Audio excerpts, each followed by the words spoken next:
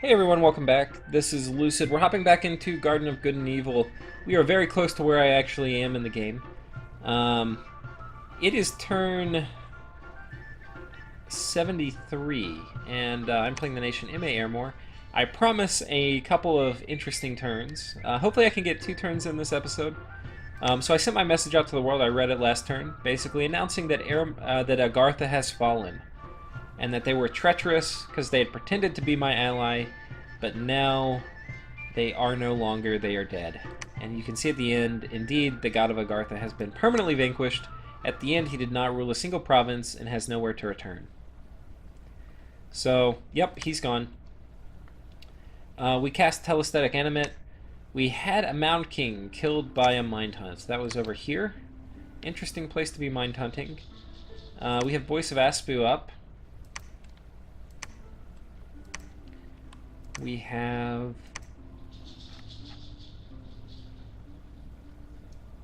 a battle here, so let's look. I think this turn will be kind of quick. So here you can see that Ryleh's big force has moved out. Now it's significantly smaller than before. Should have had more troops. Like, I think there should be about 200, but I just don't see that many. The other person who's notably missing is the Lich. Where did the Lich go? Where indeed? So I'm very confused. The only thing I can think is maybe he had a Shade Mail Hauberk somewhere, which gives somebody stealth, and maybe he snuck out with all of his cool gear. But no, you can see the death gems and all of this is on this crappy little white mage. So I'm really wondering, like, where did the Lich go?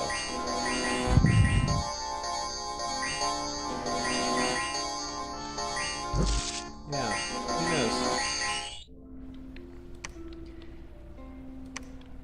Because the Lich isn't here, right? Because I moved a big army here. The Lich wasn't in this province, and this is a mystery I'm still trying to understand. So this is not some kind of question where I know the answer. So anyway, we take back Rlyeh, right? His army moves here, but without his Lich. And he moved all the gear from the Lich onto this crappy white mage. Where did the Lich go? The Lich can't really teleport. He doesn't have a lab. I'm very, very confused. Very confused. And his Lich didn't die. Yeah, it's so weird. You know, I can't even begin to imagine what happened. But I don't think it was smart. I'm gonna have to find out about this after the game. Because not having that Lich, because I've seen the turn after this, is actually going to be a huge problem for him. And I don't know where he went. So you can see everything went as planned. I moved my big armies into position. So I have a big army here. Right? I have a big army here. And I have my army on top of this. Now the good thing is I can take these 2 armies, which are pretty strong. Right? This one and this one. And what I can do is because I own this capital, I mean not this capital, this fort province, I can actually defensively move both of them onto it. So you can see I hit Y to show who all's moving here. My move orders have these 2 armies going on top of it. Now none of these archbishops are actually my main one. Right? These are 2 crappy archbishops. But I'm thinking this army right here is probably going to attack. I cracked the fort this turn with Storm Castle, so I could Storm Castle, but I'm not going to. This guy is on a suicide mission for the Rlyeh capital, which I've now scouted out. And I'm hoping that my guys defensively moving here can repel an attack. But I'm not sure. This army's smaller. Something happened. And I don't know what it is.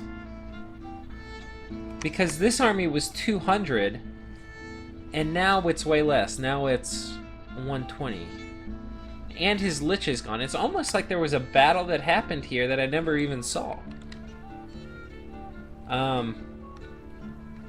Really, really confused. Don't know what happened. So, we'll figure it out when the game's over and I ask. But the other thing I've done is I finally... So if you look, this is when I revealed all the gear on this Archbishop. I don't think he's been able to see it yet. So this is a terrifying army. This is my Archbishop army. And I'm looking at a few things about the formation. These guys on line formation, they kind of block up the middle, which I'm not really excited about. You can see in the line formation they don't move very fast. That's why if you put them in block, they move a bunch faster. So anyway, I'm going to fix that after this.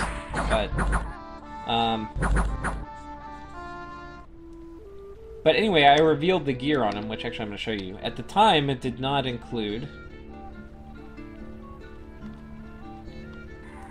At the time, it didn't include the manual of water breathing. So right now, he does not think this army can go underwater. Right? However, this turn I do the switcheroo. I put the manual of water breathing on him. I put the amulet of anti-magic on the other dude. And these guys are now equipped to go underwater. And I've got an Astral 3 Dusk Elder guarding him. Highly unlikely he gets Mind Hunted. He's got very good magic resistance. And then with this guy, they should be good to go. Yeah, so very, very good news.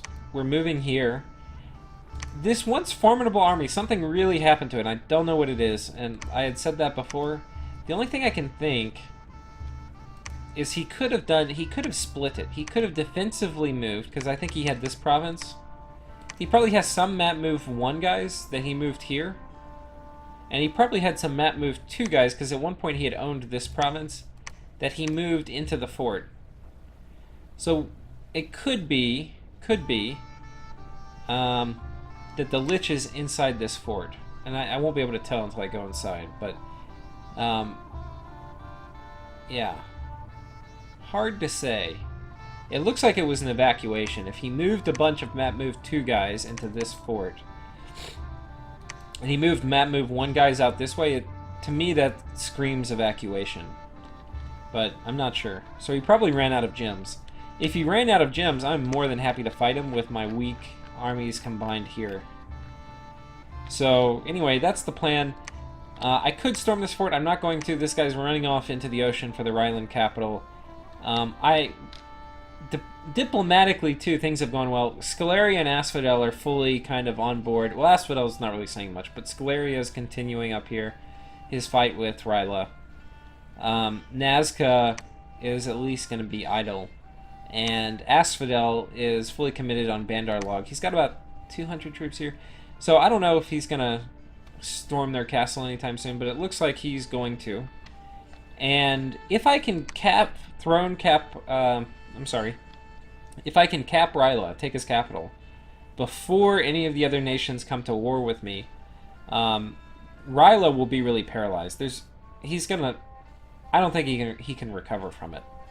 It's going to be really bad news for him. So that is most of this turn. Let's see what else I'm going to talk about. Where is this? We've got more water gems.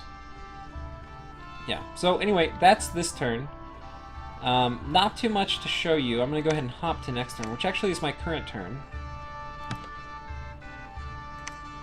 And this is a very big deal. So let's go through this turn. This is exciting. We've got, we did some site searching, didn't find anything. This guy found a magic site. So we found a lithium veil, another death site. Very happy to have that. We were attacked by an earth elemental. So somebody cast earth attack. Earth attack actually is a tough spell to cast. I'm not sure who he has that would be earth 5 or whatever needed to cast it. He may have earth elemental royalty. So actually I'm using Hands of Death, which is a spell I've almost never seen in Dominions get used before. But you can see it's doing a ton of damage.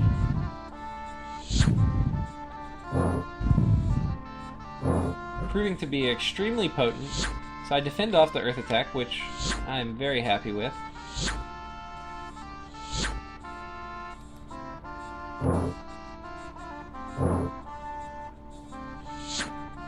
Okay. So we defend off the earth attack, and it probably means somebody has the King of Earth if they're casting earth attack at me, but I'm not sure. So that's not super exciting, because I was hoping to get that. Okay, we have a battle here. Let's check this out. So this is the fort. I had moved 2 crappy armies in. Or not crappy, but... I moved 2 of my other armies in. They're definitely not crappy. He's got his host, which if we look at it is essentially the same army as before, but I think with far fewer gems. So he's got enough for Fog Warriors. But he doesn't have Undead Mastery. This guy may be able to cast it, but if so, just barely. And before he overcast it so much, he had a ton of magic penetration. I don't think he's going to be able to put up nearly the same kind of battlefield spells he did last time. And while my Lictors are much more tanky, my Knights do way more damage. So I'm hoping I can kind of plow through. Okay, we have Light of the Northern Star, we have Anti-Magic up. Okay, we have Fog Warriors, Quickening, Doom is up. So Doom is going to curse all my guys, and you can't even resist it, so... You normally don't cast Doom unless you think your army's going to die, so he must have thought his army's going to die. More Quickenings, Mass Protection came up.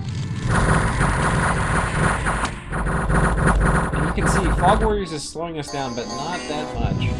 We're going to plow through these guys. Okay. He just cast... I didn't pause it in time, but he just cast...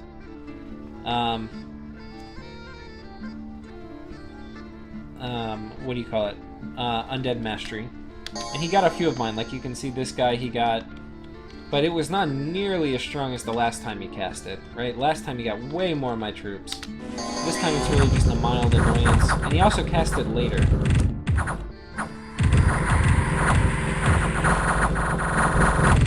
The reason this guy was able to cast it is because... where is he? He's part of a communion. He's a communion master, so he's +4. So he does have the required death 8. But this also probably put a real hurting on his communion slaves who are all asleep now.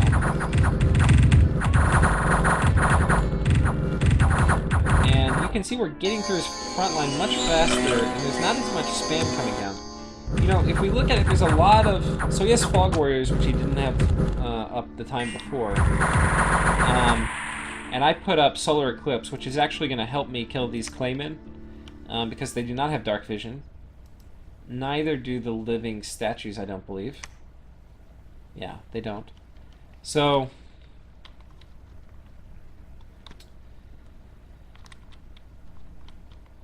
yeah, so I just put up Solar Eclipse. Oh, I forgot to tell you that last turn. Last turn I teleported in somebody. I needed to get the right weapons on my my Archbishop so they don't get assassinated. So I teleported in a Dusk Elder with a bunch of gear, and then while I was teleporting him in, I thought, well, he's probably not expecting him. He's not going to have Magic Duel scripted. So let's stick our head up, right, and cast Solar Eclipse, which is going to give darkness. It's a great spell for Ermor. I wish I was able to use it more this game, but most all of his troops so far have Dark Vision, and my mages will get Mind Dueled, or Magic Dueled. So Solar Eclipse is good, especially since he doesn't have Solar Brilliance up, which I would have thought he would put up. I don't think Howl is up either. Normally he had Howl up. Does he have regeneration? He does. He does have regeneration. I'm not sure. There were... I'm trying to think what he didn't have up this turn, or this battle that he did last one. I think the big difference was Undead Mastery, honestly. He cast it once, but it was a far... Maybe it wasn't even weaker. I'm not sure. If any of you know...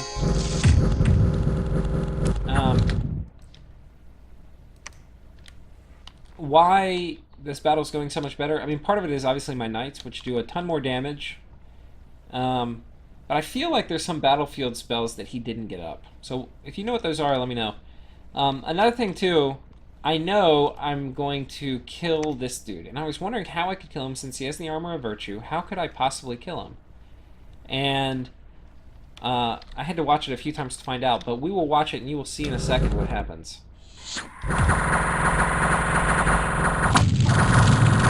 Okay, Okay, and I think it happens this turn. There it was.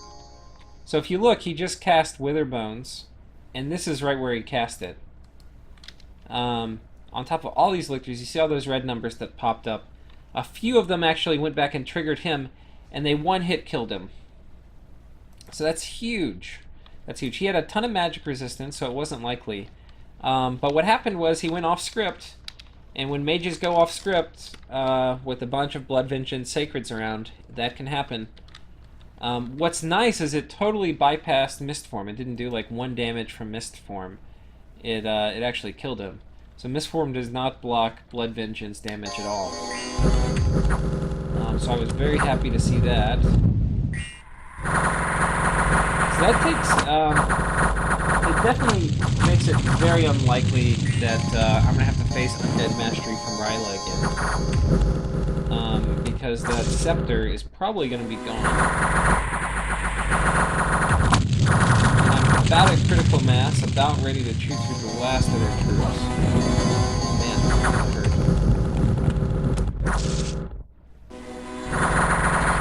Got a big Gift of the Heavens.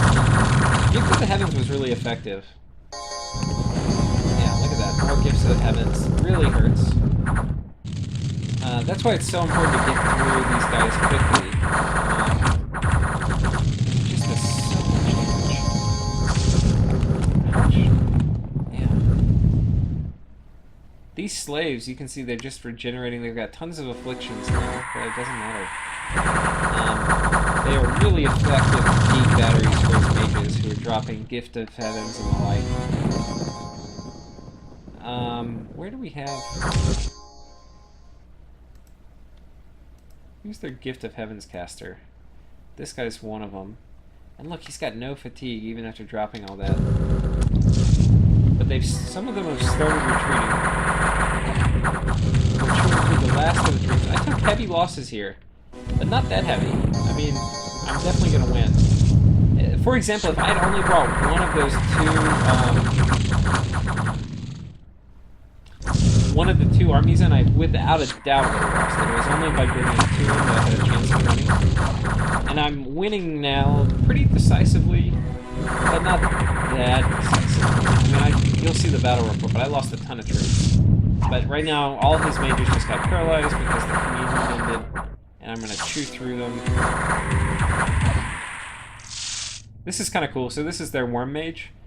It is immortal, and it has Reform, which means when I kill him, it can respawn. So I'll probably kill him, and then he spawns up again. So you can see he just died, but he's right back. Really cool unit. And there he died for real.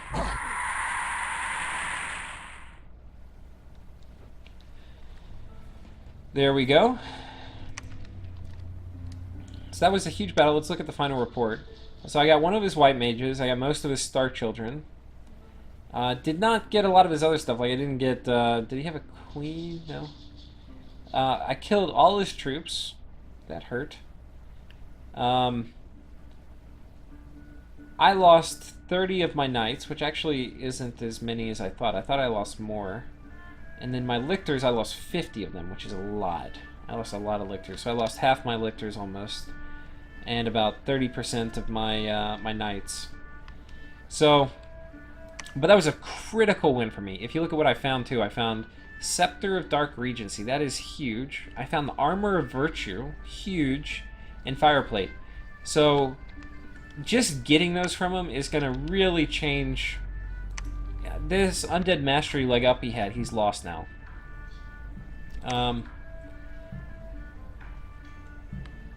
So, and it also gives me this Death 2 weapon, which I've got high death access, but if anything, it keeps it away out of the hands of my opponents. So I'm definitely going to hold on to it. Armor of Virtue, which was great, paired with all of his death gear. It meant it was really hard to kill his Undead Mastery caster. And I've taken both of these items strategically off the table for any of my opponents. So that was such a huge victory. Such a huge victory. Meanwhile, surprise, surprise, my main army moved on top of this fort 1 turn away from his capital.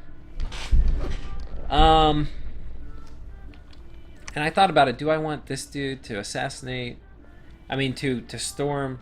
I figure he'll probably get killed. So instead, he's going to help me crack Ryleh's fort. And I don't think there's any way for him to respond. I mean, there's no way for him to respond, I don't think. I don't think he has an army that can come and really do much. He's going to have some of the things he summoned from the void. They'll get crushed. But yeah, there's only 20 units here. I think he's done. I think I've got him. So I'm going to move these guys on top of this. I'm going to storm this fort with only one of my dudes. By the way, you can see I've kitted them. They both have lantern shields and good gear. This dude has pretty good gear, not quite as good. But yeah, this dude's going to storm the fort. This other dude's going to attack over here.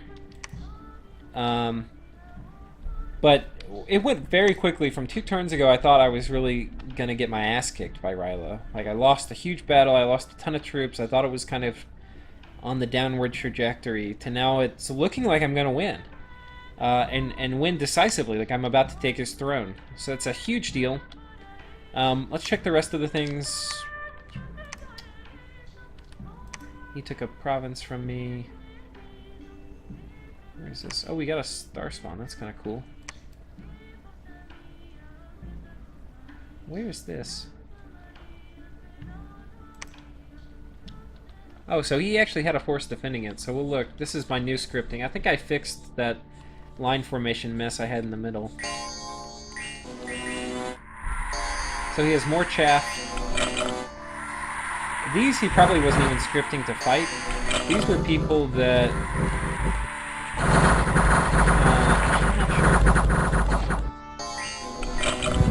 Yeah, I don't know.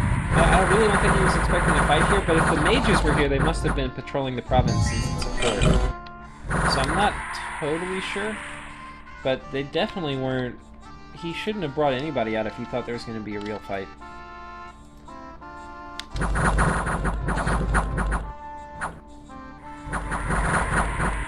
And I almost get the queen. I've got one more turn to attack, but she runs away. You can see just barely at the end. So I almost got her. Did she heal 62? Holy shit. Let's just watch that again. I don't really use the water elemental royalty much. 50% regeneration, wow. And then 120 HP. Yeah, she was healing 62 a turn. That's a lot. So, yeah, I'm going to leave one dude on top. I'm going to move here. We're going to storm this fort. Anything else of note? The events... This Dusk Elder got shrunken, which is kind of funny. He's now size 1. Maybe that could be useful some way. I don't know. But, we're making more lightless lanterns. My research is starting to climb up. I said I switched back to Conjuration. I hit 7. 7 doesn't really open up too much. It gives you Living Water, which is another of the elemental summoning spells. If you're trying to bootstrap into death, you get Mound Fiend. I get Great Lamentation, which if I was fighting super combatants, I might use. They're really good situationally, but I have other ways to spend 66 death gems. Honestly, I'd rather have archbishops making lictors, but they definitely have situational uses. Ivy King, right? Which 30 nature gems you get somebody, but I would rather have, if I'm going to spend nature gems, I would rather get a Lamia Queen, or I would rather get where's the other one? Oh, I think Naiads cost water though. But yeah, I'd rather have a fairy court lady, who I'm going to get actually at Conjuration 8. So anyway, Ivy King isn't horrible. It's an okay choice. Living Castle is interesting. If I had a huge nature income and wanted to make forts underground, I mean in the water.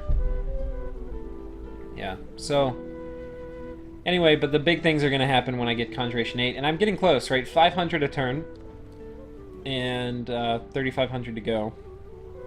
So it's only 7 turns away, or less, maybe even 6 if I ramp up research quickly enough. So, This dude's going to stay hidden. Hopefully he never goes anywhere ever. And we'll eventually get these items back to base. But I'm not going to risk putting them on somebody and having them retreat. Then they could get mind hunted or something, or assassinated. So he's going to stay hidden where he's very safe. And yeah, we're going to hop into Ryleh's capital. Anything else? I think that's it. The only thing I haven't done is there was this event here this turn ago where the foreign priests have infiltrated the local church. So I actually do need to kind of patrol these guys away. The way I'm thinking I'm going to do that is move these guys here. I've got this fort up. How long? 2 turns? I already built a temple here. Yeah. Oh man, you know what I forgot to do? I forgot to hide all my gems. So I'm going to go ahead and do that super quick. Well, actually, we're pretty late in this episode. I'll probably do that off camera. But I got to put these... tuck these gems away. I'm going to start pulling death gems.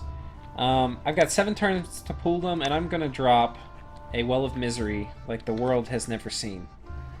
And it's going to stay up all game once I get it up.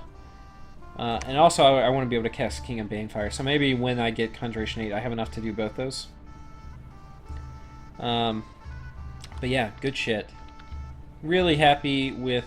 I feel like I'm going to win the game now. This is the first turn I felt like I'm going to win the game. Because I'm about to just strike a critical blow to Rlyeh, unless he gets really lucky, which he's really good at doing.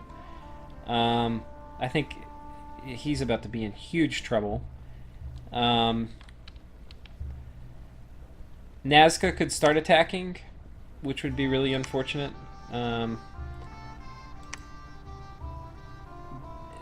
And maybe even Nazca could get a fort or 2. So I have to think about it. But if Nazca doesn't attack this turn, then I'm super Gucci. If he does attack this turn, I may lose a fort, and I'll have to kind of scramble. But it's just a bunch of long dead chaff without a ton of mage support yet. So we'll see. He definitely could make a move, but if I get Ryleh's capital and I don't have to worry about Mind Hunt... Rlyeh really depends on his capital for a lot of things, and ideally I take down some of his globals. That would be really sick. Oh, one thing I didn't check. I wonder for his water spells who he's got casting it. So she does not have it. Okay. But there's a Queen of the Deeps in here who probably is the one that cast his some of his water globals, like Maelstrom. I don't know who cast Gift of Health for him. He's really done an excellent job bootstrapping up. I mean, if you look at the globals he has, it's a nation with really, really bad nature access, but he's got that up. You know, he doesn't have high astral on his pretender, but so he can't get Ring of Sorcery or anything like that. So I don't know how he bootstrapped into all these paths so well, but he did a really good job. But everything's going to really fall into place at the right time. When I get Conjuration 8, I'm going to eat his Well of Misery, right? And he'll never get it back from me, not with how many gems I put in it. So it's going to weaken Scaleria.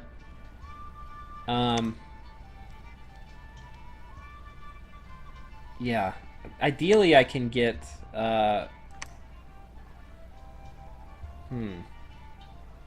Yeah, ideally, I don't know. I'm not going to be able to... for a minute, I was thinking, man, wouldn't it be nice if I do Mother Oak? And I might. But we'll see. I might do Mother Oak if I have the gems once some of Ryleh's globals come down. So we'll see. But that'll basically turn everybody against me. But I'm fine having everybody against me if I can take Ryleh's capital. So thanks everyone for watching. I think it's really exciting right now. And for a while I was thinking I'm doing this Let's Play for a multiplayer game I'm going to lose. But it turns out I may actually win. It was going to be fun either way, and I've really had a good time. But yeah, I think things have really turned around. Thanks everyone for watching, and I'll catch you next time.